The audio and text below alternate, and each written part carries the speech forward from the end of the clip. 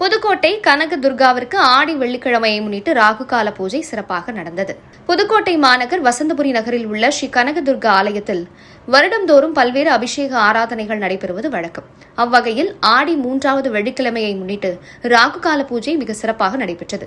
ஸ்ரீ கனக துர்கைக்கு திரவிய பொடி, பால், சந்தனம், இளநீர், தேன், பஞ்சாமிர்தம், பச்சரிசி மாவு, தயிர், குங்குமம், பன்னீர் உள்ளிட்ட 13 வகையான வாசனை திரவியங்களை கொண்டு அபிஷேகம் செய்யப்பட்டது. பின்னர் அலங்காரம் செய்யப்பட்டு மகா தீபாராதனை காண்பிக்கப்பட்டது. இதில் ஏராளமான பெண்கள் கலந்து கொண்டனர். முன்னதாக மேள கச்சேரி நடைபெற்றது. இந்த ராகு கால பூஜையில் கலந்து கொண்ட பெண்களுக்கு வெற்றிலை பாக்கு, சர்க்கரை பொங்கல் உள்ளிட்ட 9 வகையான பிரசாதங்கள் வழங்கப்பட்டன.